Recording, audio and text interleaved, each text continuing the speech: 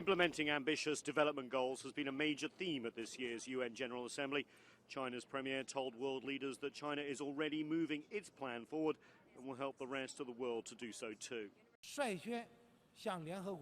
We are one of the first to submit to the United Nations the national plan on the implementation of the agenda. Sustainable development is first and foremost about development, and development underpins every human achievement. Without development, nothing can be sustainable.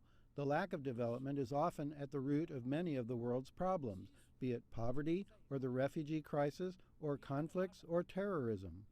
Terrorism and growing insecurity from Syria to the Korean Peninsula threatened that development. China said the United Nations is the only legitimate body for tackling these issues.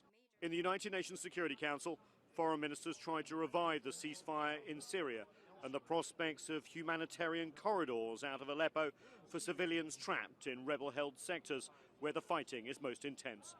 China's foreign minister called for more international cooperation.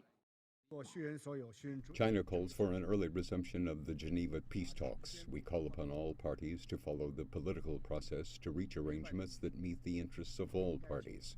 External forces should not use the conflict to pursue their selfish gains. On the DPRK, Premier Li Keqiang held talks with US President Barack Obama Monday to work on a common response to the DPRK's latest nuclear test.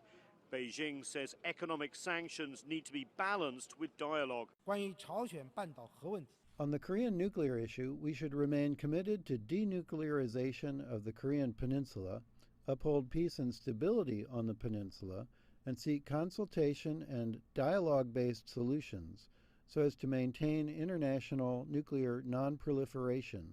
Premier Li also used his trip to reassure US financial leaders that China's economic reforms are still making progress.